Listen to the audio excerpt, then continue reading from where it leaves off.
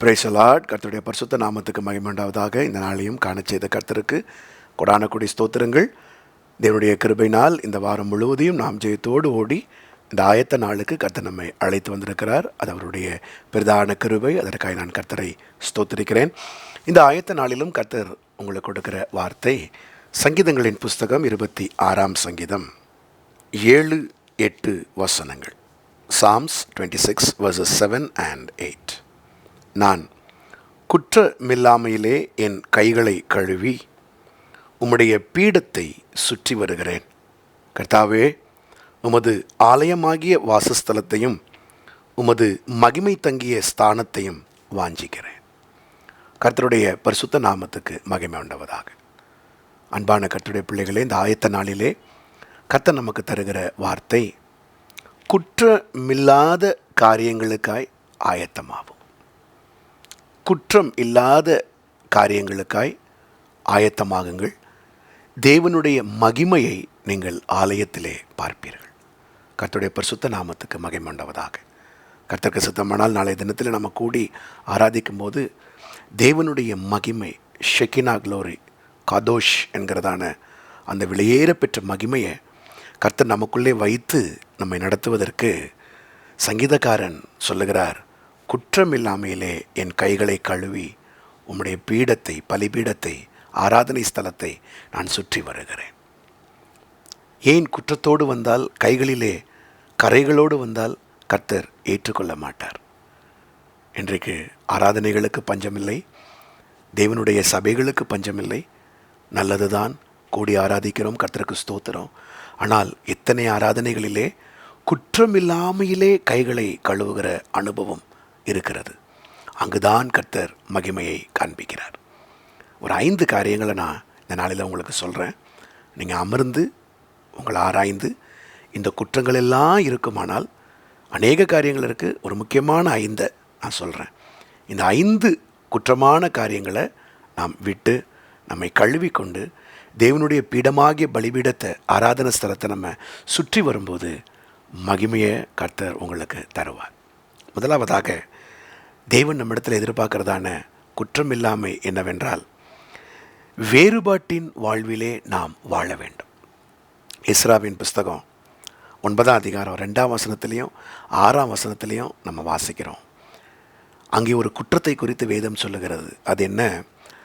பரிசுத்த வித்துக்கள் அசுத்த வித்துக்களோடு கலந்திருக்கிறது. அவங்க வேறு பிரிந்து உலகத்தை விட்டு, உலகத்தின் காரியத்தை விட்டு வாழலை.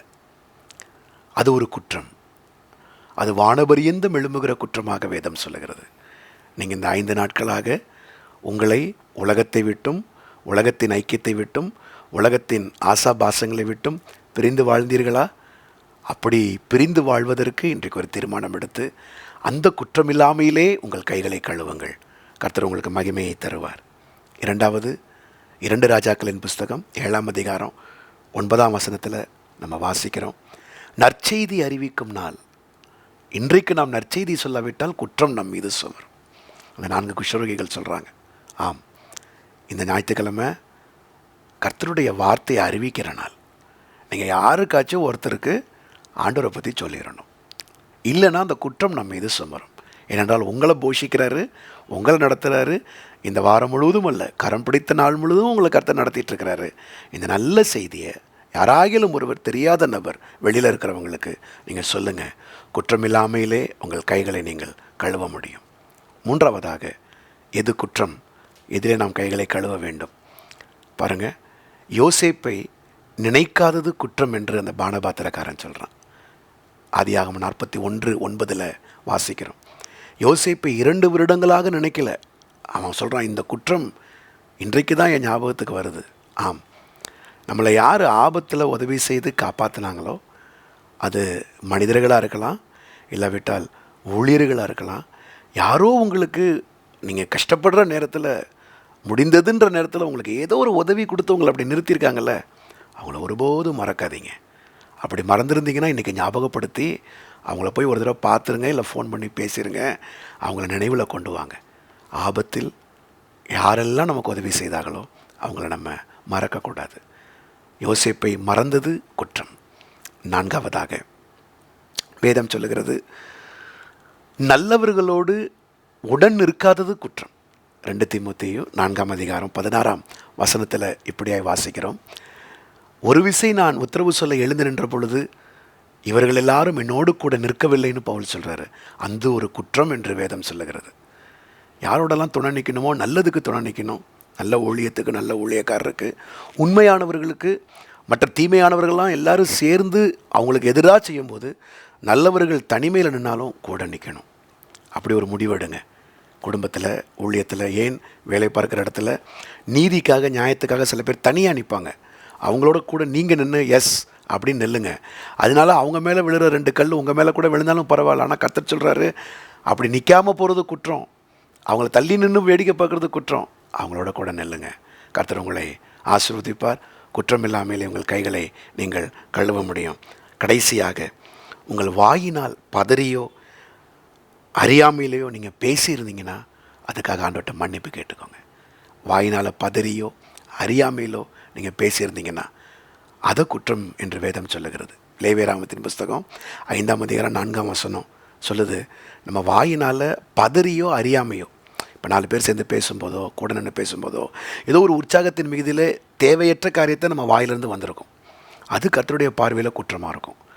நீங்கள் அதுகளெல்லாம் கழுவி உங்களை சுத்திகரித்து, என் வாயினால் செய்த பாவங்கள், வார்த்தைகளால் இந்த வார்த்தைகள் ஆண்டவரே நம் மன்னியும்னு சொல்லி இந்த 5 குற்றங்களுக்கு நீங்கள் நிலைக்கு காத்து கொள்ளும்போது, தேவனுடைய பீடத்தை சுற்றி வரும்போது மகிமை உங்களோட தங்கும்.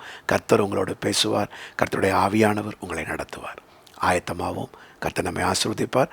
நாளை தினத்தில் கர்த்தருக்கு சித்தமானால் நீங்கள் சென்னையில் இருப்பீங்கன்னா காலை 5, 7, 9 3 ஆராதனைகள் ட்ரஸ்ட்புரம் கோடம்பாக்கத்தில் சாரோன் பெந்தேகோஸ்தே சபையில் உண்டு. வாங்க, ஐக்கியப்படுங்க. 3வது ஆராதனை ஆங்கில ஆராதனை. தெரிந்தவர்களுக்கு அறிமுகப்படுத்துங்க. நீங்களும் வாங்க. மாலை ஆராதனை இருக்குது, 6:30 மணிக்கு வாங்க. கைப்பிரதி ஊழியம், மருத்துவமனை ஊழியம் உற்சாகமாக செய்யுங்க. கர்த்தர் உங்களை ஆசீர்வதிப்பார். தொலைதூரத்தில் இருப்பீர்களேயானால் யூடியூப்பில் செய்திகளை கேளுங்க, அநேகருக்கு பகிர்ந்து கொள்ளுங்கள். அங்கு அருகில் இருக்கிற நல்ல ஆவிக்குரிய சபைக்கு சென்று உங்களை ஐக்கியப்படுத்திக் கொள்ளுங்கள். கர்த்தர் உங்களை ஆசீர்வதிப்பாராக. ஆமென். ஜெபிப்போம். பிதாவே, இந்த நாளிலும் கொடுத்த வார்த்தைகளின்படி குற்றமில்லாமலே எங்கள் கைகளை கழுவ கர்த்தர் உதவி செய்யுங்க. உங்கள் பீடத்தை நாங்கள் சுற்றி வரப்போகிறோம்ப்பா. மகிமை தங்கிய ஸ்தானமாய் எங்களை கர்த்தர் நடத்துங்க. ஒவ்வொருவரையும் அடைய நான் ஆசீர்வதிக்கிறேன். உங்களுடைய ஆராதனை வேலை, ஐக்கியப்படுகிற வேலை ஒரு பிரயோஜனமுள்ள வேலையை கர்த்தர் மாற்றிக் கொடுங்க.